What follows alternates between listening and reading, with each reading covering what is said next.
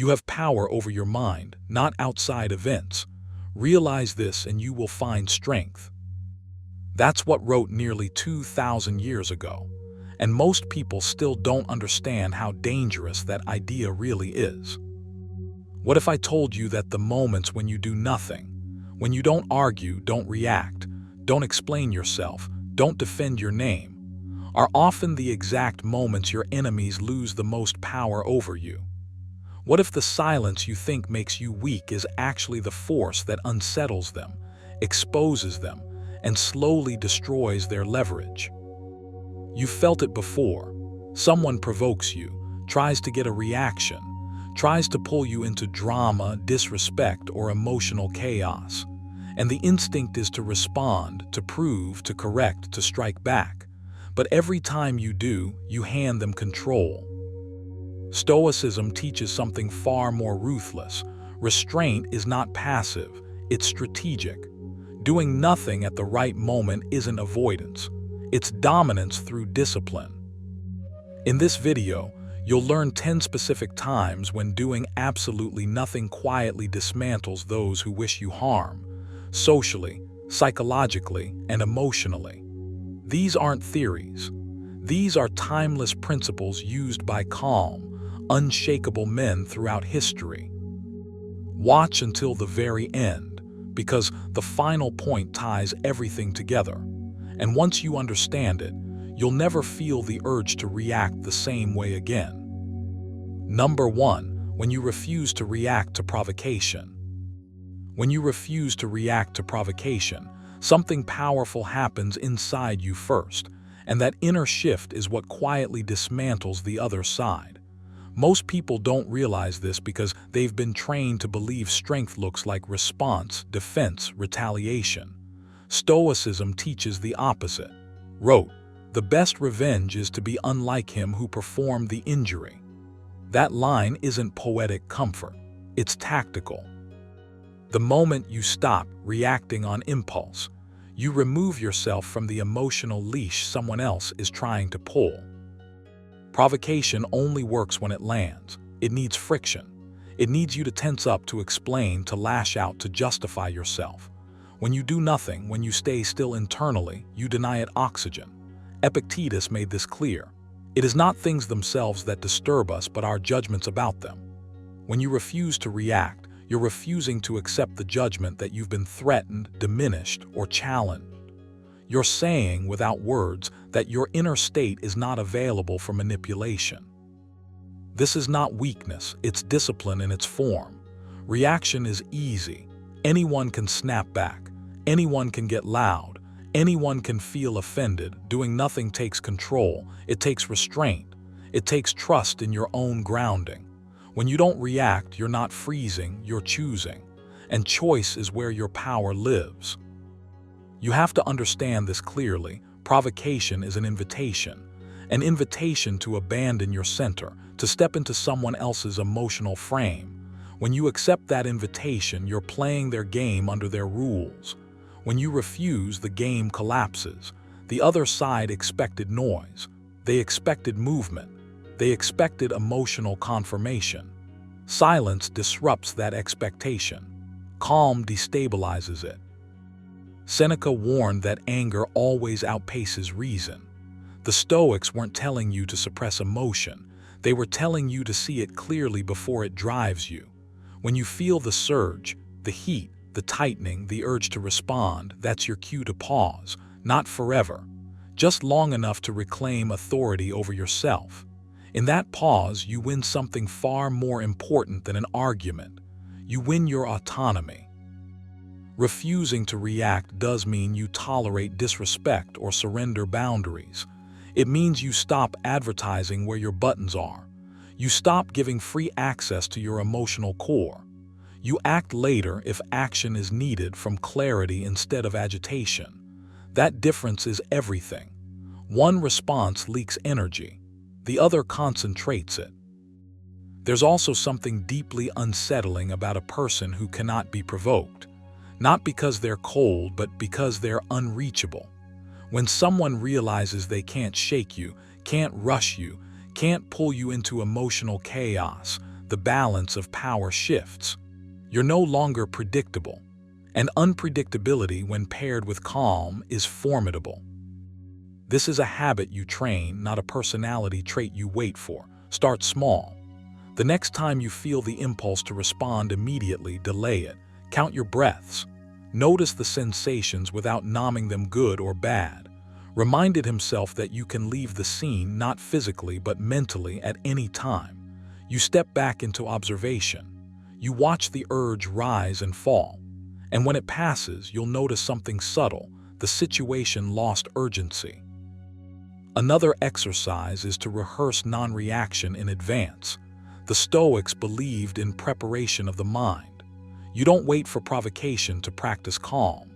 You decide ahead of time that your peace is non-negotiable. You remind yourself that no external behavior has the authority to command your inner state. When the moment comes, you're not improvising. You're executing a decision already made. You also train this through selective engagement. Not everything deserves your attention. Not every comment requires acknowledgement. Not every challenge needs an answer. Seneca wrote that life is long enough if you know how to use it. Wasting energy on provocation shortens it. When you refuse to react, you're reclaiming time, focus, and clarity. What's important is that your stillness isn't empty. It's full of intention. You're not numb. You're grounded. You're not afraid. You're sovereign. The goal isn't to appear unbothered. The goal is to actually be unbothered. Over time, this changes how you see yourself. You start trusting your ability to remain steady. You stop fearing confrontation because you know you won't lose yourself inside it. You don't need to dominate the moment. You let it pass. And in letting it pass, you outlast it. So practice doing nothing deliberately. Practice pausing when provoked. Practice letting silence do the work your ego used to do.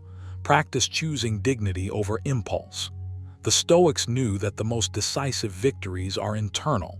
When you refuse to react, you're not just avoiding conflict. You're mastering yourself. And that, quietly and inevitably, dismantles anything that tries to control you. Number 2, when you stay silent instead of defending yourself. When you stay silent instead of defending yourself, something unsettling happens to the other side. They expected movement, resistance, noise. They expected you to explain, justify, clarify, or collapse into reaction. Silence denies them all of it. And that denial is not weakness, it's control. The Stoics understood this deeply. Reminded himself that it's often better to leave wrongs unspoken, not because they don't matter, but because your peace matters more. Silence isn't absence. It's restraint in its most disciplined form. You've been conditioned to believe that silence equals surrender, that if you don't speak up, you lose. But that belief was installed by people who benefit from your emotional labor. When you rush to defend yourself, you hand over your composure. You reveal where you're sensitive. You show what can be pulled. Epictetus warned that if someone can provoke you, they control you. Silence cuts that control at the root. You don't deny the accusation. You deny it oxygen. There's a strange confidence that grows when you stop explaining yourself. At first, it feels uncomfortable. Your mind wants to jump in to fix the narrative, to correct misunderstandings. That impulse is ego trying to protect an image. Stoicism invites you to let the image burn if it must, because your character isn't built in arguments, it's built in conduct. Seneca wrote that a good character is its own defense. When you understand that, words become optional. Silence works because it creates asymmetry. The other side is emotionally invested. You're not. They're spending energy. You're conserving it. They're escalating. You're still. This imbalance destabilizes them far more than any clever response ever could. You don't need to win the conversation.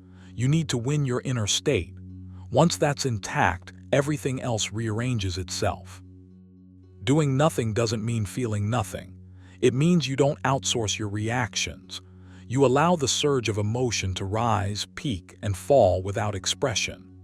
This is a skill, a trained one, practiced reminding himself that external opinions cannot touch the ruling faculty of the mind unless invited.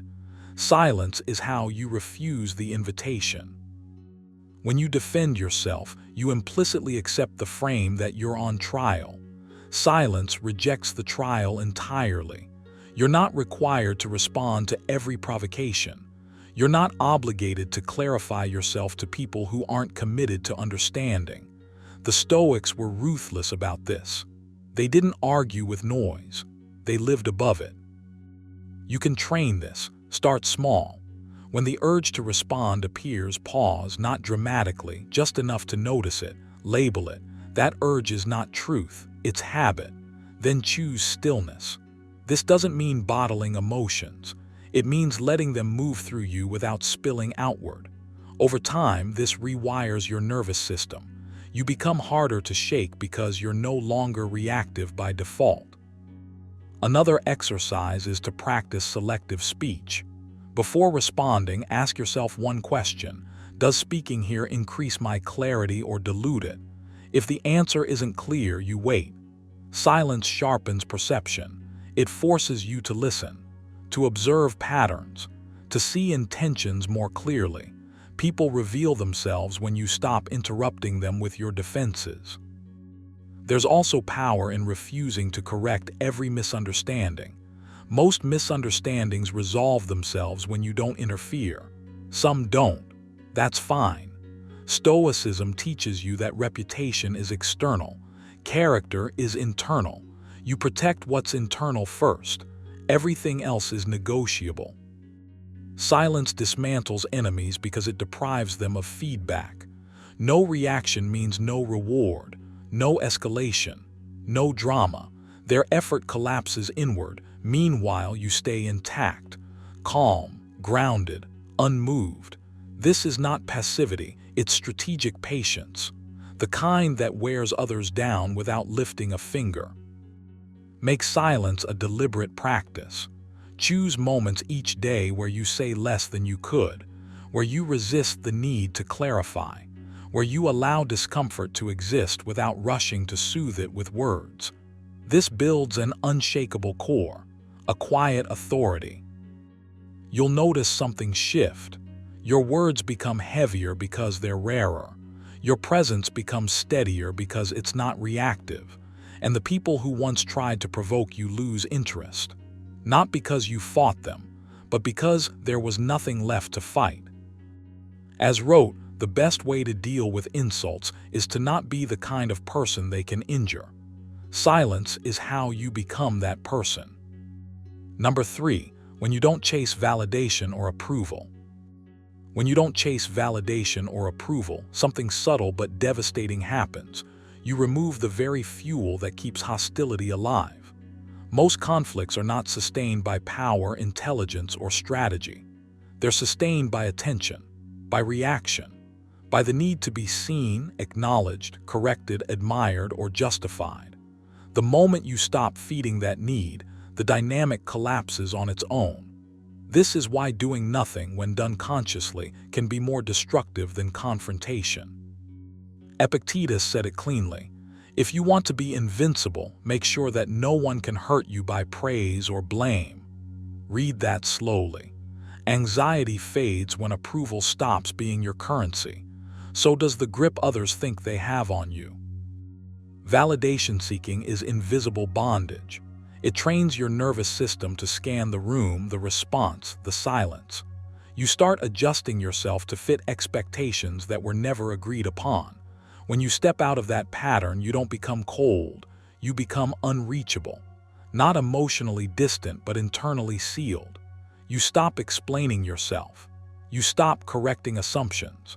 You stop performing clarity for people committed to misunderstanding you. And that restraint unsettles those who rely on your reaction to feel powerful. Doing nothing here isn't weakness, it's refusal. The Stoics understood that dignity comes from self-sufficiency of judgment, wrote that it is possible to live well even in a palace or a prison, because the mind is its own domain. When you stop outsourcing your self-worth, approval loses its leverage. Criticism loses its sting. Silence becomes neutral instead of threatening, and the people who expected you to bend, defend, or chase suddenly find themselves talking into a void. That void is unbearable for those who thrive on response. This is where your power actually sharpens. You realize that you don't need to win arguments to win position. You don't need to be liked to be respected. You don't need agreement to remain steady. When approval no longer guides your behavior, your actions become cleaner, more deliberate, less reactive. You stop giving explanations that weaken your posture. You stop over-communicating to manage perceptions. Seneca warned that he who seeks applause is already defeated. The man who doesn't need it moves freely. Doing nothing in this context means holding your frame without reinforcement. You don't rush to clarify your intent. You don't chase closure. You let people sit with their interpretations. This is deeply uncomfortable for anyone who expects you to perform emotional labor for them. And that discomfort is not your responsibility. When you remain calm and unmoved, tension has nowhere to go. It turns inward. That's why silence, when grounded, is disruptive. You train this habit deliberately. You start by noticing the impulse to explain yourself, not the words, the urge. That itch to be understood immediately, to correct, to soften, to win back approval. Each time you resist acting on that impulse, you strengthen your internal spine. You don't suppress the urge. You observe it and let it pass. This rewires your response system. You teach your mind that safety doesn't depend on validation. Another practice is to limit how often you mentally rehearse conversations. If you catch yourself replaying imagined judgments, you stop and return to the present. Reminded himself that other people's opinions exist only in their minds, not in reality. You don't need to manage what isn't real. This mental restraint is a form of doing nothing, and it's powerful. When approval no longer governs you, your presence changes. You're slower to react, more grounded, less readable. People sense that you won't be pulled into unnecessary exchanges. This doesn't make you passive. It makes you selective. You choose engagement instead of being baited into it. And those who once relied on your emotional responses lose influence without a single word spoken. There's a deeper shift that happens too. You stop measuring yourself against others. Comparison fades because it's fueled by validation hunger. When that hunger is gone, competition becomes irrelevant. You're no longer trying to prove superiority or defend worth. You're simply operating from alignment. Epictetus said that freedom is secured not by the fulfillment of desire, but by the removal of it. Approval-seeking is desire dressed as virtue. Remove it, and your mind clears. This kind of stillness frustrates people who expect reaction as confirmation of their impact. They mistake your silence for weakness briefly. Then confusion sets in. Why aren't you responding? Why aren't you explaining?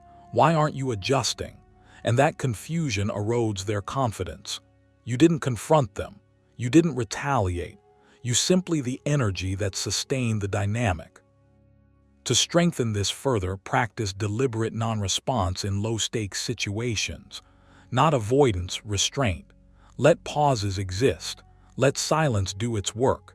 You'll notice discomfort arise in you at first. That's the habit breaking. Stay with it. Breathe. Let the discomfort dissolve without action.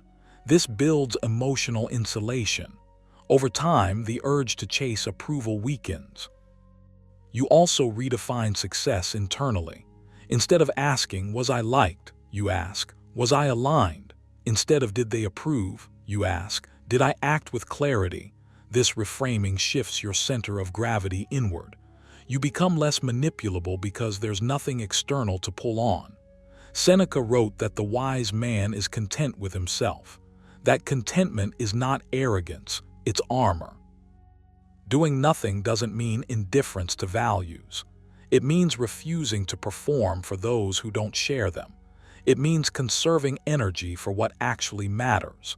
When you stop chasing validation, You remove yourself from games designed to drain you. And when you're no longer playing, those games collapse. So start now. Notice the pull. Resist the explanation.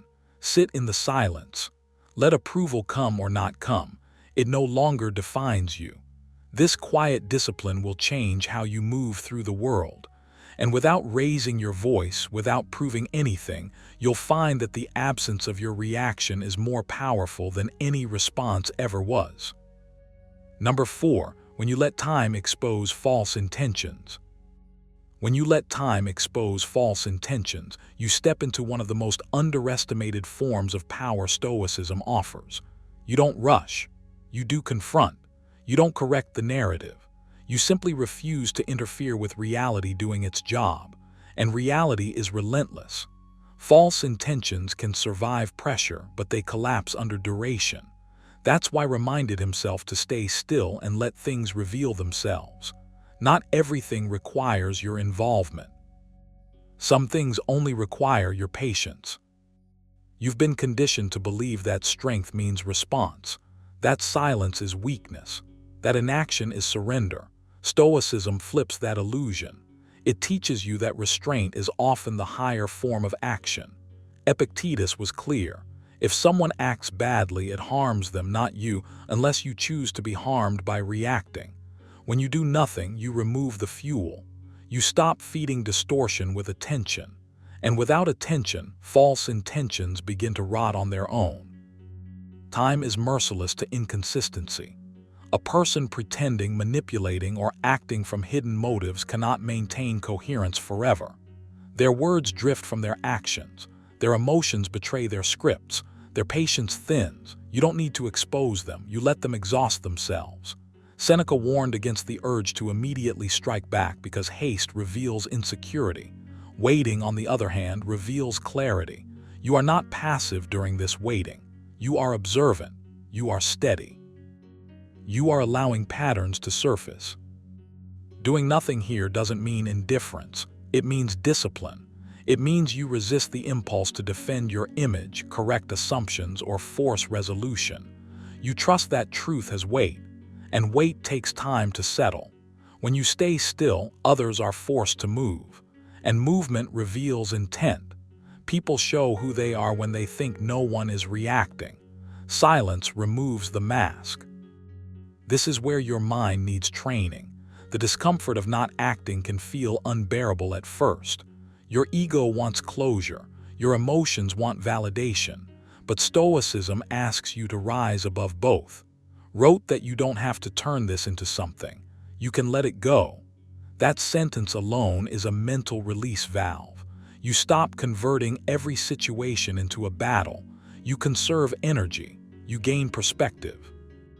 A practical exercise here is intentional delay. When something triggers you, you impose a waiting period before responding. Not minutes, hours, sometimes days. During that time, you watch. You don't ruminate. You observe. Notice how narratives shift without your interference. Notice how people reveal more when they think the moment has passed. This trains emotional endurance, which is far rarer than emotional expression. Another practice is silent evaluation. You stop judging intentions based on words and start tracking consistency. Not obsessively, calmly. You don't confront contradictions. You let them stack. Over time, the picture becomes undeniable. And when truth is undeniable, you don't need to argue. The situation resolves itself, often without you saying a single word. Doing nothing also protects your character. When you react prematurely, you risk mirroring the very behavior you despise. Stoicism warns against this trap. The goal is not to defeat others, but to remain intact. When you let time expose false intentions, you stay clean. Your actions remain measured. Your conscience stays light. That alone is a victory most people never experience. There's a deeper layer here. Time doesn't just expose others, it exposes you. Your impatience, your need to be seen as right, your attachment to outcome. This is where the real work happens. You practice stillness not to punish others, but to master yourself. Epictetus said that freedom is not getting what you want but wanting what happens. When you accept the unfolding, anxiety loosens its grip. You'll notice something subtle as you practice this. Your presence changes. You become harder to manipulate because you don't react on cue. You become harder to provoke because you're not hungry for immediate resolution. This unsettles those with false intentions. They rely on predictability. Silence disrupts their strategy. So adopt this habit deliberately. The next time you feel pulled to explain, pause. The next time you feel accused, wait. The next time you feel misunderstood, stay composed. Not forever, just long enough for reality to speak louder than you ever could. Trust the process. Trust time. The Stoics did, not because they were passive, but because they understood that truth, given enough space, always steps forward on its own. Doing nothing isn't weakness. It's strategic patience. And patience, practiced consistently, dismantles falsehood without confrontation. Number 5. When you remain calm during their emotional outbursts. When you remain calm during their emotional outbursts, you step into a position of quiet dominance without lifting a finger. Most people don't realize this because they've been trained to believe power looks like volume, speed, and reaction. Stoicism teaches the opposite. Wrote, "The best revenge is to be unlike him who performed the injury." That line isn't poetic decoration. It's a tactical truth. When someone loses control and you don't follow them into chaos, the imbalance is immediately felt. Not externally at first, but internally where it hurts most. An emotional outburst is an invitation. It's an attempt to pull you into their state, to make you mirror their agitation, their anger, their instability. When you accept the invitation, you validate it. When you refuse by doing nothing, you deny them oxygen. Calmness isn't weakness here, it's containment. You're showing, without saying a word, that their emotions do not govern you. And that realization destabilizes them far more than confrontation ever could. Epictetus was ruthless about this point. He warned that if you allow someone to control your emotional state, you hand them authority over your life. Every outburst is a test of sovereignty. Will you surrender your inner order to their disorder, or will you stay anchored? When you remain calm, you're not suppressing anything. You're exercising choice.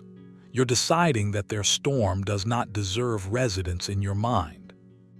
What makes this so effective is that emotional volatility feeds on reaction. Outbursts want resistance, fear, submission, or escalation. Calm offers none of these. Calm is an empty room, and in that emptiness, the other person is forced to confront themselves. Their intensity has nowhere to land, no friction, no payoff. That moment, when their emotional momentum collapses, is when the real shift occurs. This is why Stoics trained themselves to slow down internally. Repeatedly reminded himself that the mind becomes dyed with the color of its thoughts.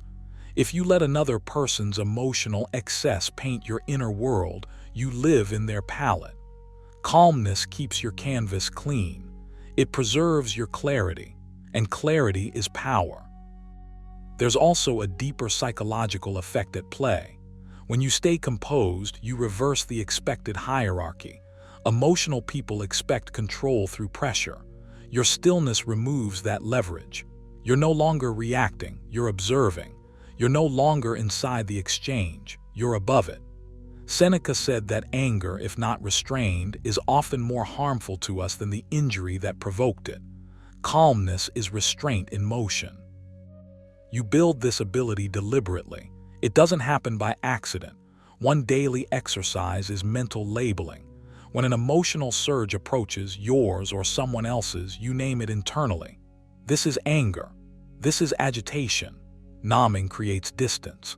Distance restores choice. Another practice is controlled breathing, slow and deliberate, not to relax but to signal to your nervous system that there is no emergency. This keeps your body from betraying your mind. You also practice silence. Not passive silence, but intentional quiet. You resist the urge to correct, defend, or dominate the moment. Advised asking yourself whether something is necessary before engaging. Most reactions are not. Silence in the face of chaos communicates stability more clearly than words ever could. Over time, this habit reshapes you. You become harder to provoke. Not numb, disciplined. Not detached, centered. People sense this shift. They feel that emotional manipulation won't work, that escalation won't move you, that drama finds no foothold. And because of that, the power dynamic quietly tilts. Doing nothing in these moments is not inaction, it's refusal. Refusal to be pulled off-center. Refusal to surrender inner order. Refusal to participate in unnecessary conflict. This refusal doesn't shout. It doesn't posture. It simply stands firm. And firmness without aggression is unsettling to those who rely on emotional force. So train it. Start small. Delay responses. Sit with discomfort instead of neutralizing it immediately. Remind yourself, as Epictetus did, that events themselves do not disturb you, your judgments about them do. When you remove judgment, calm emerges naturally. When you remain calm during emotional outbursts, you don't win by defeating anyone. You win by remaining intact. And that, paradoxically, is what dismantles opposition most effectively. Because nothing frustrates chaos more than order that refuses to break. Number 6, when you focus on self-mastery instead of revenge. When you focus on self-mastery instead of revenge, something quiet but devastating begins to happen, and it doesn't look like victory at first. It looks like restraint. It looks like stillness. It looks like you choosing not to react when every instinct tells you to strike back. But this is exactly where the Stoics found their power. Wrote, "The best way to avenge yourself is not to become like the wrongdoer." That line isn't poetic comfort. It's strategy. Revenge keeps you psychologically tethered to the very person you claim to despise. Self-mastery cuts the cord. You don't suffer because someone acted against you. You suffer because your mind keeps returning to it, replaying it, sharpening it, feeding it with emotion. Revenge feels tempting because it promises closure, but it never delivers. It extends the conflict internally, even if it ends externally. When you choose self-mastery, you stop volunteering your mental space to someone who has already shown they don't deserve it. That decision alone reclaims authority over your inner world. Stoicism teaches that your real enemy is not outside you. Epictetus was relentless about this. He warned that if you allow others to disturb your peace, you've handed them power without resistance. Self-mastery begins the moment you refuse to let external behavior dictate your internal state. This doesn't make you weak. It makes you unreachable. When there's nothing to provoke, nothing to manipulate, nothing to hook into emotionally, the conflict collapses on its own. Doing nothing doesn't mean you do nothing internally. You're working constantly. You're training your attention. You're disciplining your reactions. You're sharpening your judgment. While others burn energy plotting, explaining, justifying, you're consolidating strength. Seneca warned that anger, when left unchecked, punishes the one who feels it more than the one who caused it. By choosing self-mastery, you refuse self-inflicted damage. There's also a deeper shift that happens. When you stop seeking revenge, you stop defining yourself as a victim. Revenge requires an identity built around being wronged. Self-mastery dissolves that identity. You stop narrating yourself as someone who needs to get even and start living as someone who governs himself. That psychological upgrade is irreversible. Once you've tasted internal command, the urge to retaliate starts to feel beneath you, not morally, but energetically. This is where doing nothing becomes dangerous for those who expect a reaction. Your silence forces reality to speak for itself. Your absence removes the drama that fuels conflict. Your composure exposes the emptiness of provocation. Reminded himself that other people's actions belong to them, not to you. When you fully accept that, revenge loses its emotional charge. You're no longer trying to correct the world. You're correcting your relationship with it. Self-mastery requires practice, not theory. One exercise is deliberate delay. When the impulse to react arises, you pause not for seconds but for hours if necessary. You let the emotional spike pass without expression.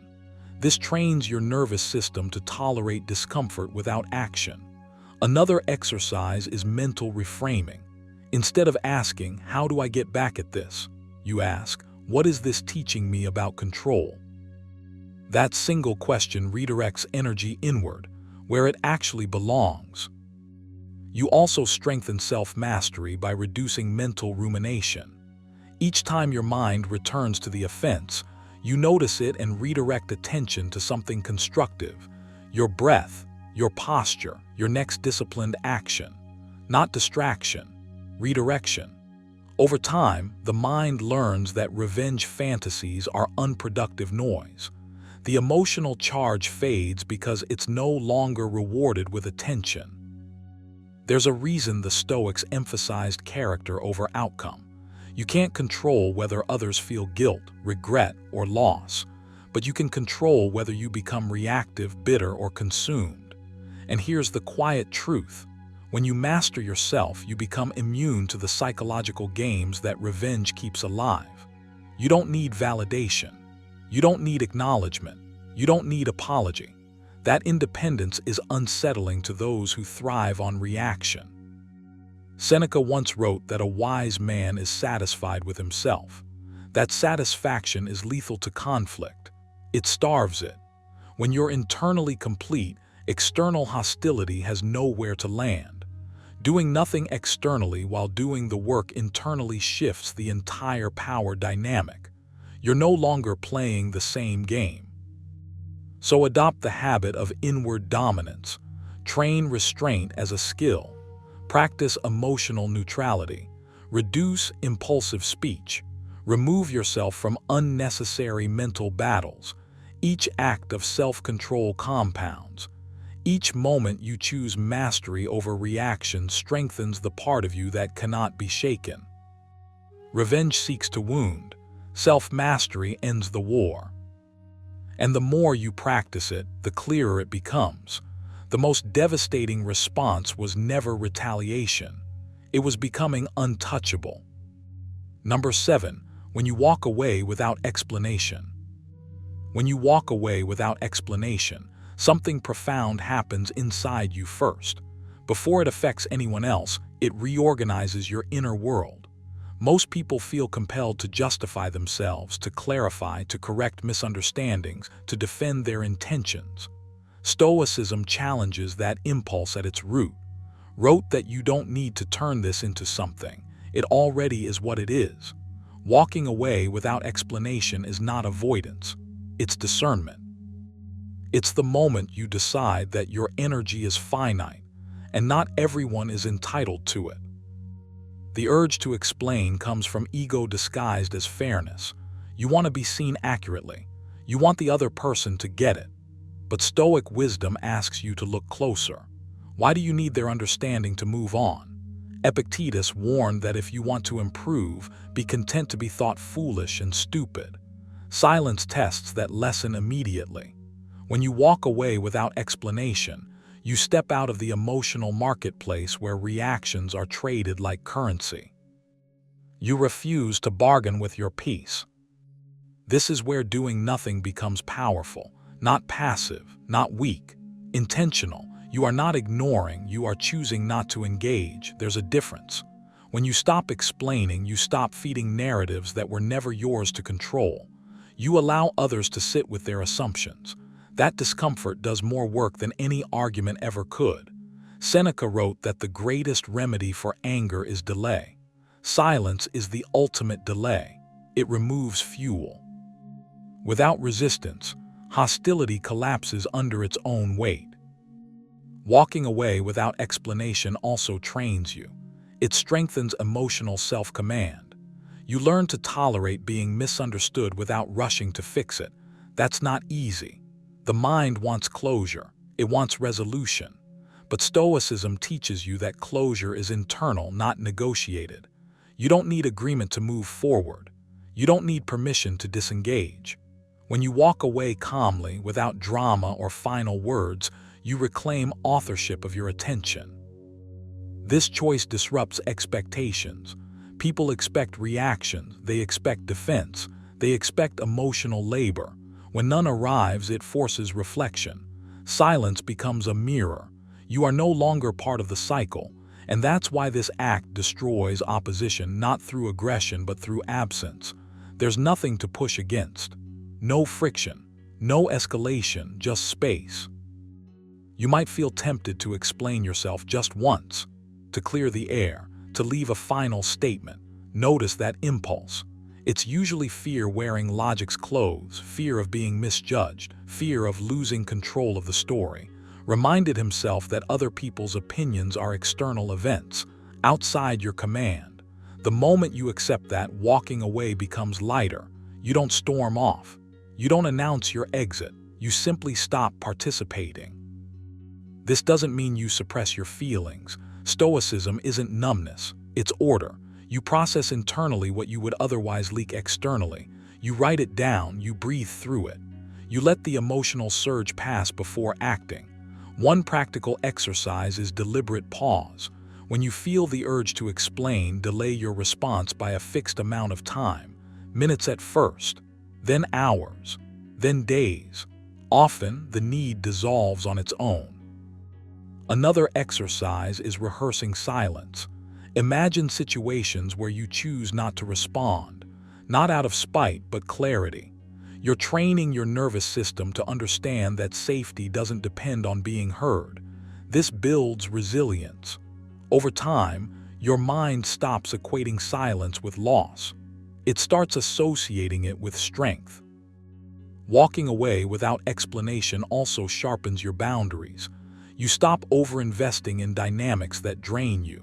You stop trying to manage other people's perceptions. That's a heavy burden to carry. Seneca said we suffer more often in imagination than in reality. Much of that suffering comes from imagined judgments. Silence cuts through that illusion. You let go of imagined courtrooms and imagined verdicts.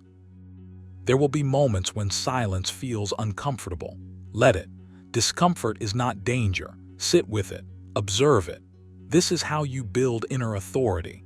The authority to decide when engagement is worth it and when it's wasteful. Over time, you'll notice a shift. You'll speak less but with more intent. You'll react less but with more precision. You'll move on faster, cleaner, without dragging emotional residue behind you. Doing nothing here is not weakness. It's alignment with Stoic reason. You act according to what preserves your character, not what satisfies your ego. Wrote that the best way to avenge yourself is to not become like the wrongdoer. Silence accomplishes that.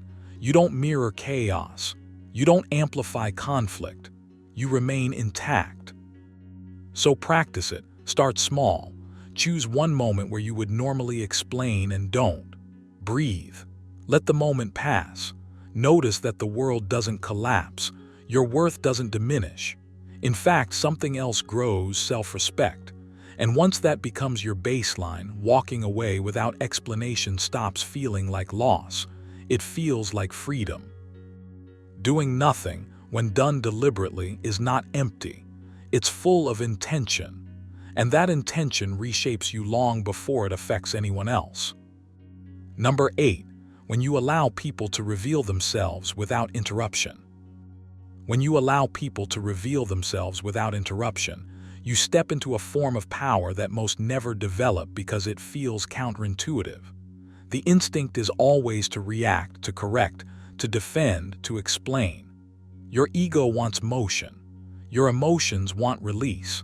But Stoicism teaches something far more lethal to opposition: stillness. Wrote that the best way to avenge yourself is not to become like the one who wronged you. Doing nothing is often the most disciplined action available, because it denies others the friction they need to mask who they really are. When you stay silent, you remove the obstacle that allows people to hide behind your reactions. Interruption gives them cover, debate gives them structure, Emotional responses give them excuses. Silence gives them space, and in that space, patterns emerge.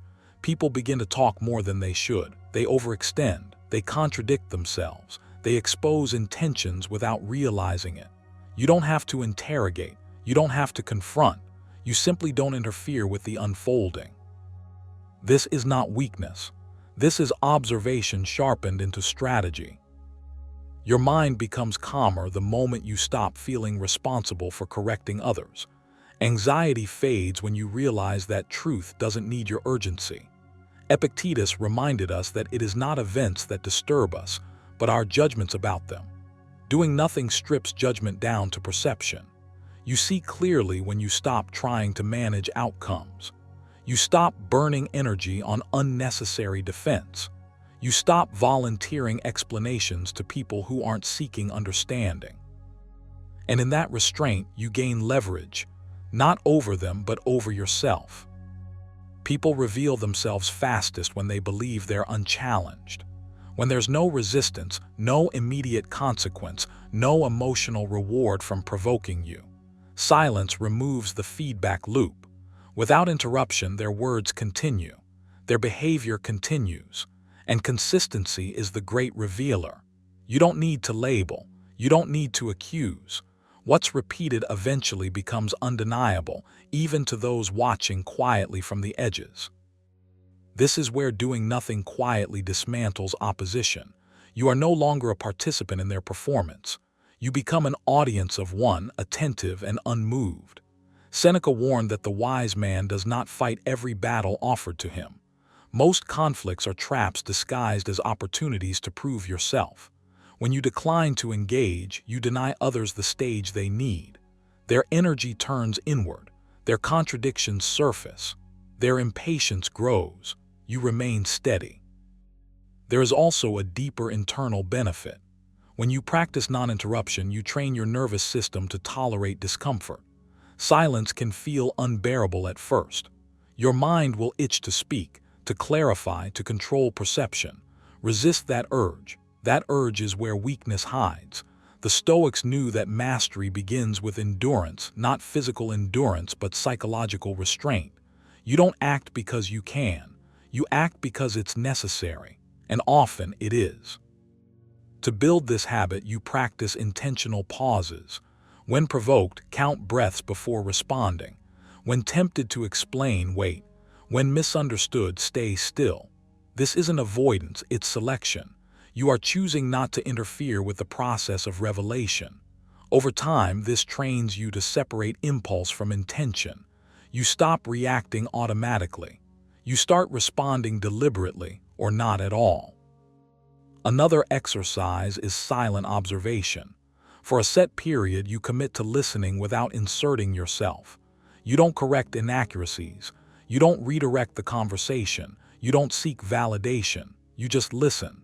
This sharpens discernment. You begin to hear subtext. You notice tone shifts. You recognize repetition.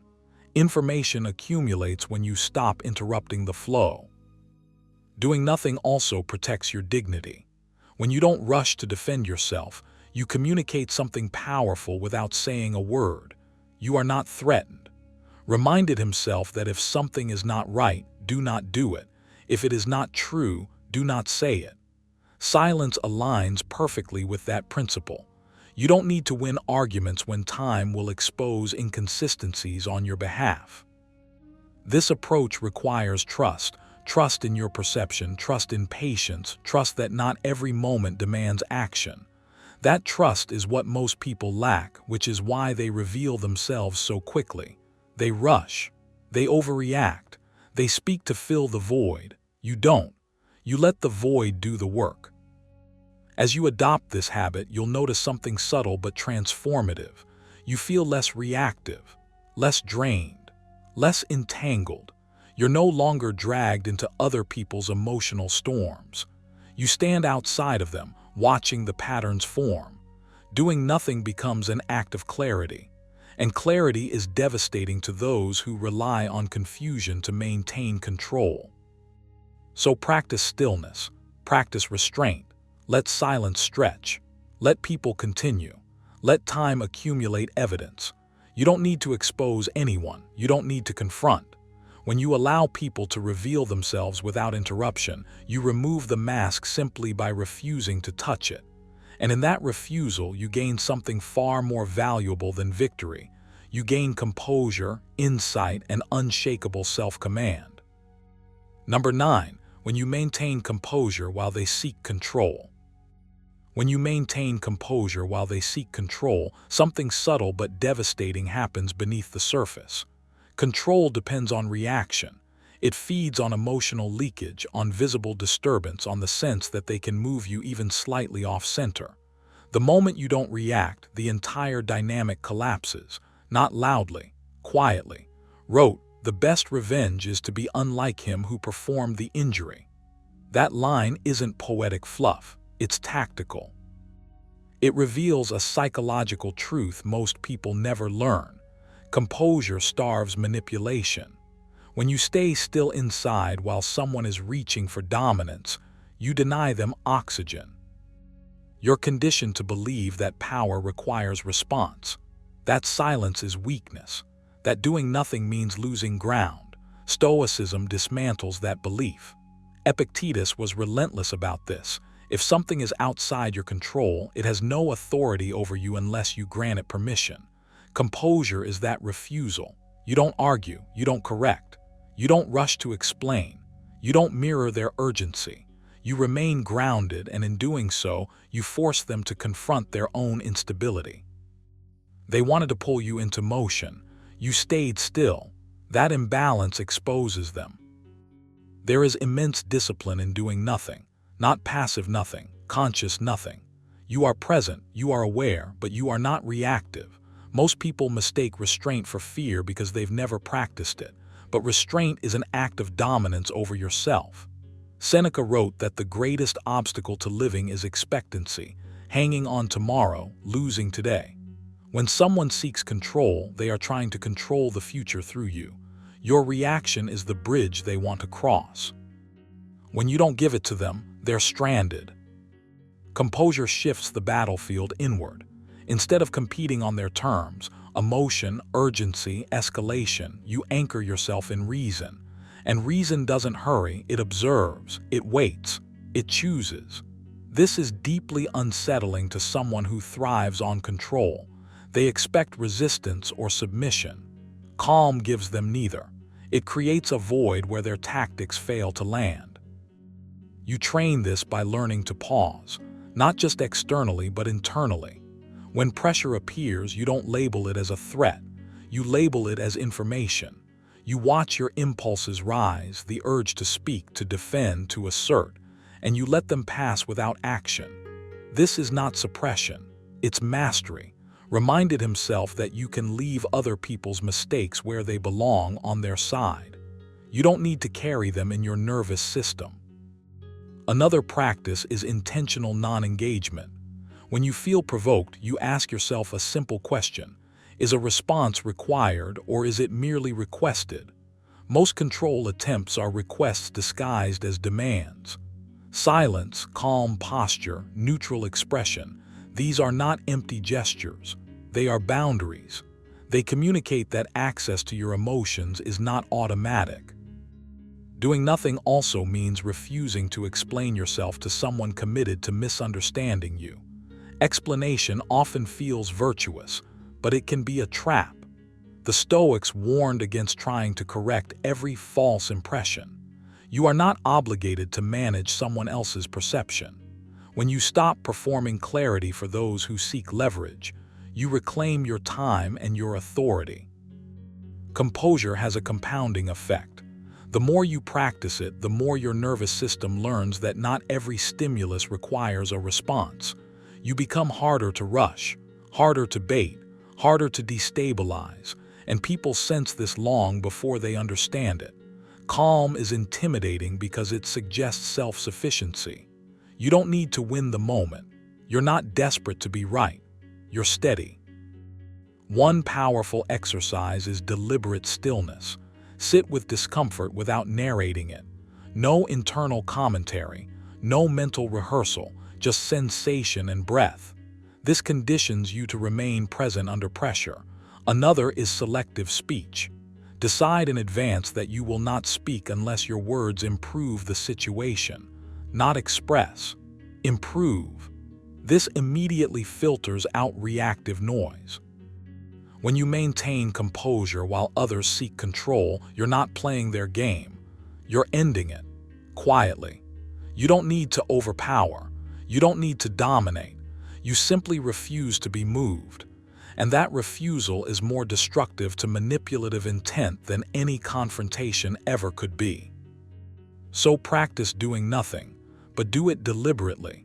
Build the habit of pause. Train your mind to stay seated while others pace. Let your calm become your default. In a world addicted to reaction, composure isn't just strength, it's sovereignty. Number 10, when you succeed quietly and deny them attention. When you succeed quietly and deny them attention, something subtle but devastating happens. You step out of the game they desperately need you to play. Most hostility survives on reaction. It feeds on friction, acknowledgement, resistance. The Stoics understood this deeply, reminded himself that the best way to deal with insult was not to be disturbed by it at all, not to counterattack, not to explain, just to continue. That calm continuation is not weakness. It's a withdrawal of fuel. And without fuel, even the loudest fire dies. You feel the urge to respond because your ego wants symmetry. If someone pushes, you want to push back. If they undermine, you want to correct the record. But Stoicism teaches you to pause and ask a sharper question. Does my attention improve my position, or does it lower me to theirs? Epictetus warned that when you are offended, it is not the action itself that disturbs you, but your judgment about it. When you stop feeding that judgment, you reclaim your mental ground. Silence becomes strategic. Stillness becomes action. Quiet success unsettles people because it removes comparison. When you stop narrating your progress, stop seeking validation, stop broadcasting intent, others lose their reference point. They can't measure themselves against you. They can't provoke you into revealing insecurity. You become unreadable. Seneca wrote that the greatest obstacle to living is expectation. The same applies here. When others expect reaction and receive none, they're forced to sit with their own restlessness.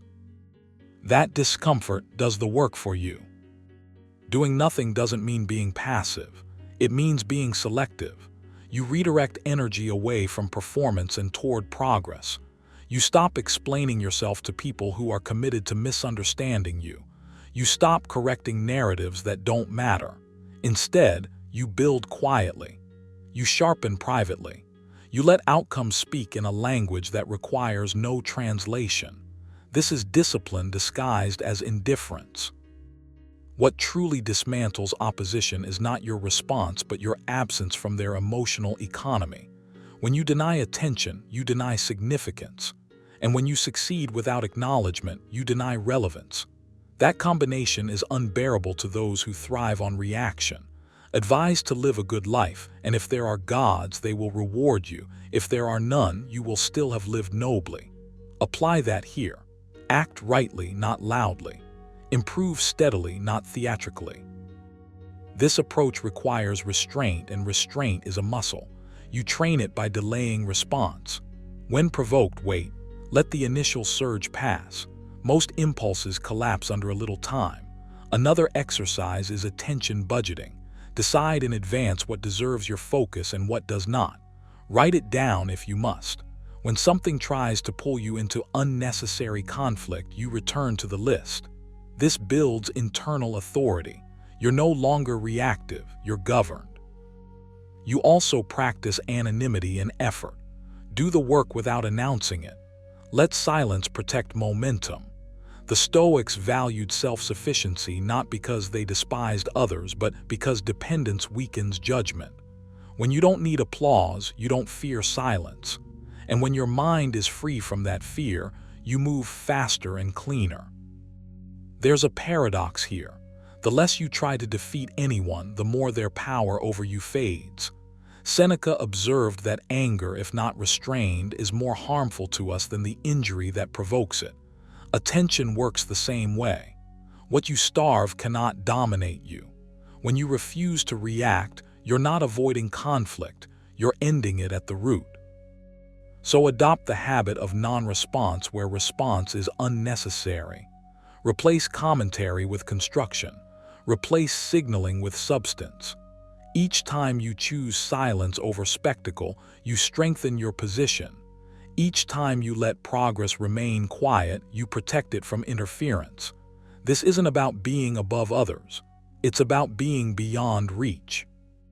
You don't need to prove anything when your direction is clear. You don't need to win arguments when your life is moving forward. Do nothing deliberately. Let your calm be uninviting. Let your success be private. In that space, free from noise and reaction, you'll find what the Stoics promised all along: power that doesn't need permission and peace that no enemy can touch. Before you go, remember this: the best revenge is to be unlike him who performed the injustice. Doing nothing was never about weakness. It was about mastery. Every time you chose silence over impulse, patience over reaction, and discipline over ego, you took control of the one thing your enemies can never touch: your inner state. While they waited for you to react, to stumble, to explain yourself, you stayed grounded. And that calm, it unsettles them more than any confrontation ever could. Most people fight battles they never needed to enter. You didn't. You conserved your energy. You refused to be dragged into chaos. And in doing so, you let time, truth, and consistency do the work on your behalf. That's why stillness is so powerful. It exposes insecurity, exhausts aggression, and leaves manipulation with nothing to feed on. If this video shifted the way you see conflict, ego, and power, don't let it stop here. Rewatch it. Let each point sink in. Apply it the next time life tries to provoke you. And if you want to continue building unshakable Stoic strength, make sure you stay with this channel, because what's coming next will sharpen your mind even further. Stay calm, stay disciplined, and remember, silence when chosen deliberately is dominance.